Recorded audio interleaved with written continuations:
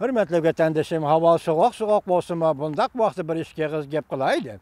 Andiki gepimiz bundaq. Biz hazır sözlügen leksiyalarımızda Tayvan'ın kanun çıkarış komiteti referendum maqullu dep şunu tilga aldık. Biz şunu aytimiz ki Tayvan bu referendumni qandaq yolga saladı, qaçay yolga saladı. Bunun konkret mazmunlari nima? O keyin o'tira kelishi mumkin. Lekin bu yerda siyosiy bir siyosiy signal Jungo tarafga ketyapti. Masalan biz yaqindan beri Dalay Lama bilan Jungoning suhbat to'g'risida so'zlashdik. O'tirdi tutilgan to'xtam deymi? Oturdu tügülgen kelişim deyme, tüzülgen kelişim deyme. Oturdu koyulgan ehdinamalar deyme. O bu aşkarla oturgu çıkıp da konkretleşip dalaylama onu dedi, Jungo bunu dedi diyen gepler oturgu çıkmadı. Moşalar deyme, oturdu ki kelişim deyme, şartnamalar deyme, yak oturdu tüzülgen kanunu ibarlar deyme, bu oturgu çıkmadı. Hazır Tayvan del şundaq vaqtı yakı Jungo'nun ismini eğizgi elip atap olturmay, yakı Dalai Lama'nın ismini eğizgi elip atap olturmay. Fakat hem Tayvan'a münasebet kaldı, hem Dalai Lama'ga hem Jungo'nun özüge münasebet kaldı. Aldığımızdaki 3. ayda ötközülüdüğün 3. ayının 1'de 15. günü geçi ötközülüdüğün memleketli halk vekiller kurultaydı. Siz Jungo'luk efendim, ben bugün Tayvan'da referandum kanunu imzaladım. Ötkeldin öttü. Siz muş kurultayda hem şundak referandum kanunu imzalayamsınız. Yaki referandum kanunu tüzelemsiz. Maddelarını biktelemsiz. Referandum yaki umumi halk milletdaşlar hukukunu Tibetlerge birelemsiz. Biz sizin sınaf bakıvatımız. Şu vaxtda Tayvan siz bilen ki boğan söhbetini oylashudi. Ya qaysi yo'lda suhbat qilishni oylashudi.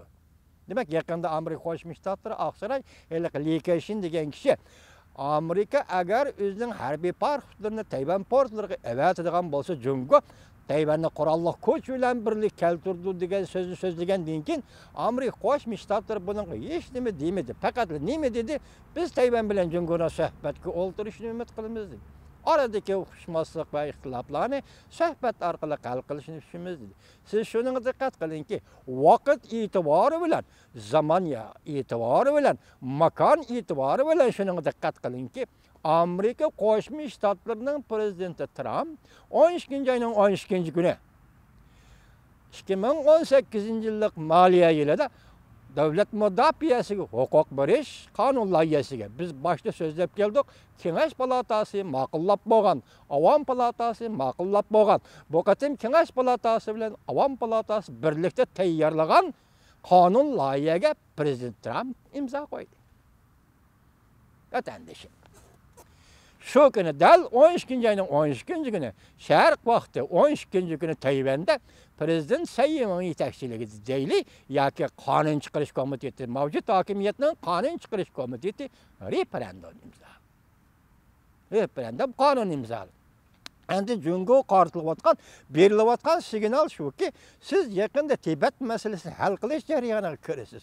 Muqarrar kirasiz. Tarixiy yo'sinda kirasiz. Tarixiy majburiyat, tarixiy mas'uliyat, çoğun devlet mesuliyeti degan shunday abstrakt ve konkret hukmlar bo'yicha siz Tibet meselesini hal qilish jarayoniga kirasiz. Shunga siz referendum ma'qullay olamsiz. Referendumning qonunini o'tirg'a olib chiqa olamsiz. Masalan, shunga munosabat chiqaldi, Junxo Xalq Jamhuriyatining asosiy qonunidagi osonlik millatlar rayoni Junxo Xalq Jamhuriyatining ayrılmaz bir qismi degan mush masalaga Dalay Lama qandaq inkas qaytirdi. Uyg'urlar qanday inkas qaytirdi? Ishga Mo'ng'ul qanday inkas qaytirdi? Siz moshunda ishni qila olamsiz. Masalan, Tayvan referendum deganni ma'qulladi. Siz bo'lginchilik qarshi turish qonunini ma'qullabsiz. O sizning irodangiz. O sizning xalq vakillar qurultayining irodasi. O bir partiya Jungo Kompartiyasining irodasi. Bu yerda Tibetliklarning irodasi, Uyg'urlarning irodasi, Tayvanliklarning irodasi, ularning siyosiy arzu talabdir. Bunun qanday javob berasiz? Demak, bugun Tayvan mana shunday signal qildi. Endi yana bir nuqtani aytsam hozir men o'zim xo'sh bo'layotgan bir ish shuki, yaqindan beri diqqat qiling-ki vatandoshim, dunyoda ikki chaqmoqni Amerika Qo'shma Shtatlarining prezidenti Trump chaqdi. Masalan, O'rta Sharqda Yerusalim İsrailiye'nin devlet payitaxtı idi. Ottiri şehri çakmakçı kıldı. Bu katem Irak şerhte Tayvan hem referandum maqul idi, hem Tayvan'a münasebetlik 2018 yıllık devlet müdafiyasiga, hukuk berish qonun loyihasiga Prezident Trump imzo qo'ydi. Demak, Irak sharqda bu imzo qo'yish bilan chaqmoq chaqdi. O'ttiri sharqda o'zicha qaralash bilan yuqoriga chaqmoq chaqdi. Mana bu yerda buni nima deymiz? Prezident bu odam. Shundami? Lekin prezident siyosiy sahnaga yoki bir davlatga rahbar bo'lib chiqqan ekan, prezidentning gapi uni xarakteri bilan mos ish kerak. Demak, bu ikki chaqmoqning ikki tarafda chaqilishi prezident Trumpning shaxsiy salohiyat xarakteriga mos kelgan siyosat sohasida chaqilgan chaqmoqdir. Jungolik apandilar buning bayonot e'lon qildinglar. Bayonot nima? Changlay Kangyi. Bu Changlay Kangyi degan 1950-yillarda mavzudan Jungoning tashqi ishlar ministrligi belgilab bergan ikki uqum yoki 3 dona so'z bor. Ya 2-3 so'z turkumi? Changlay Kangyi. Buningdan boshqa gap yo'q. Shunga Jungolik apandi siz qancha o'kirsingiz mayli. Yaqindan beri Tayvanni bo'sib o'tadigan aeroplanni ishga solyapsiz. Burun oyilni puchatdi. Endi Tayvanning territoriyasida havodan kesib o'tadigan aeroplan ishga salaman deyapsiz, uchirman deyapsiz. Bu tarafdan Jungo ozodlik armiyasining harbiy aeroplanlar shuna uchib o'tish kerak deyapsiz. Diqqat qiling Jungolik apandi. Agar qo'shig'i to'ydisi Jungoda ayrim odamlarning qo'shig'i endi to'ydi, siz bu urushni qilolmaysiz. Tayvanga hujum qilolmaysiz. Har qanday bir hujum qilolmaysiz. Kuomintangning tarixi shuki, Jungo Kuomintang partiyasining tarixi shuki, Tibetni bostirdi, Uyg'urni bostirdi, Mo'ng'ulni bostirdi. Kompartiyaning tarixi shuki boshqa emas. Tibetni bostirdi, Uyg'urni bostirdi, Mo'ng'ulni bostirdi. Sizlar Jungo partiyalari bundaq urushlarga tavakkalchilik qilolmaysizlar. Shunga Jungoning Washingtonda turishliq bosh elchixonasiga ommaviy ishlar elchisi Likishin agar Amerika Qo'shma Shtatlarining harbiy parxodlari Tayvan portiga kirman desak, yetib kelsa, Jungo qurol ishlatib Tayvanni ozod qiladi deganda, yuqorida Tayvanning professorlari nima dedi? Agar Amerika men shunday haydayman mana parxodimni Tayvanga elib boraman desa, nima qila olaysan dedi. Nima qila olaysan? Sen shu so'zni deding. Demak, imzo qo'yishdan bir kun burun, 11-kuni sen shu so'zni deding. Prezident Trump bu qonunlarga imzo qo'ydi. Bu qonunga aylandi. Hozir Torbeter nima deyapti? Buni cheklash kuchi yo'q qonun bilan pista. Ey apan, prezident imzo qo'ygan ekan Amerikada bu qonun.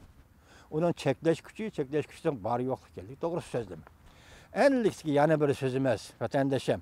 Biz yuqori to'xtaldik. Xinjiangdagi masala. Hozir davomlashib kelayotgan masala. Uyg'ur xalqi nati eg'ir kunlarda qoldi. Bak eg'ir kunlarda qoldi. Uyg'ur xalqining tadbirlari, siyosiy faoliyatlari yoki o'z avlodlariga topshirgan siyosiy faoliyatlar siyosat darajasiga ko'tarilmadi. Fakat Amerika xalqining ishtiqlik qilishi bosqichida, anandaki G'arb dunyosi, Yaponiya xalqining ishtiqlik qilish bosqichida to'xtab qoldi. Bunun sababining nima ekanligini men tushungunsizlik so'zladim. Sababining nima ekanligini bilmaymiz. Biz Uyg'urlar o'zimiz bir ishda xato qilib qo'ydikmi yoki ishlarimiz yetarli bo'lmadimi yoki Tazi Amerika Kongresi cümleden başka devletlerini koyup durayla Amerika Devlet Meclisi Uygurlarını to'liq tushunmadimi yoki xato tushunib qaldimi? Bunun bir nima degili bo'lmaydi. Demak, hozirgacha agar Amerika Devlet Meclisi'de birer parça qonun loyiha Uygurlar to'g'risi imzolangan bo'lsa edi, men o'ylayman Xitoy bu darajada haddidan eshib ketmaydi. Vatandaşım, ben sizge şunu aytayki Uyg'ur vatandaşım, mening ovozimni anglamsiz, anglayolmamsiz bunu bilmayman. Agar bugun bir Xitoy sizning uyingizga kirib, ben müşahede yataman, müşahede yeyman, müşahede chichiman, müşahede millatlar ittifoqligini qo'g'dayman, yaxshilayman desa, vatandaşım, Bu öy sizin territoriyanız. Bu öy sizin şahsi mülkünüz. Bu öyde sizin ananız var, dadanız var. Bu öyde sizin balıçakınız, kız balıçakınız, oğul balıçakınız var. Yat bir Xitay, bir köçmen Xitayını elip girip, bu soğuğunuzda üyünüzge elip girse, qarap turgan adam. Sizin kişilik hukukunuzun neminkelligini bilmey qarap turgan siz adam. Hazır başka kişi emas. O Hanzo yoki Xitay deganlar sizin kişilik hukukungizni dafsandilik qilyotadilar emas. Siz o'zingizni dafsandilik qilyapsiz. Hukukungizni nima ekanligini bilamsiz. Ailengizni, territoriyangizni qo'g'dashni bilamsiz. Bu sizga tabiat bergan, Alloh bergan huquq. Aile bu birlik, aile bu vatan, aile bu cemiyet, aile bu devlet. Aile. Senin ailenge bir köçmen Xitay kirib yataman desa, tamağını yeymen dese, suyunu içimen dese, paskini pakiz kolun bilen kazat kömüşünü tutaman dese, qarap tuğandan keyin kişilik hukukni qo'g'dayolmagan adam evvel siz eyipli kulusiz. Sizin kişilik hukukunuzda Amerika Kongresi qo'g'dab bermaydi. Yaponiya parlamenti qo'g'dab bermaydi. Birinchi bo'lib, kişilik hukukunuzni o'zingiz qo'g'daysiz. Bu Xitay kirib öyle mandaq qildi. Xitay kirib mandaq maxfiy qo'lga oldi. Xitay mandaq maxfiy atdı, maxfiy o'ltadi. Bu bir yig'lang'i millatning ishi juma, hey. Bu mushundaq deyishning o'zi bir yig'lang'i millatning ishi bu. Tabiat sizga o'zingizning huquqini qo'g'dash to'g'risida huquq bergan. Hech kim sizdan bu huquqni tatib olmadi. Mechitingizni taqib o'tganda berib qulubni chiqing. Mechitingizni iching. Mechitingizni at eg'iliga, eshak kalaqotanaga aylantirgan bo'lsa, gapingizni qiling. Bu gap qilish huquqini tabiat bergan sizga, Alloh bergan sizga, har qanday kishi bergan, jamiyat bergan sizga. Bu o'zingizning vujudidagi huquqdir. O'zingizning huquqini o'zingiz qo'g'dash birinchi bo'lib bu sizning keldigan ishdir. Siz qo'g'daysiz buni. Hurmatli vatandoshim, ish shunday bo'ladi. Shunda bo'lgan vaqtda anda siz huquqingizni qo'g'day olasiz. Anda bu huquq mening deya olasiz. Başka adam sizin hukukunuz çakalanmaydı. Mesela öy sizin ikinci bir Xitay neymiş ki sizin uygunuz, ruhsatınızı almay turib besip bilidi. Neymiş sizin uygunuzda bir Xitay konmakçı buldu.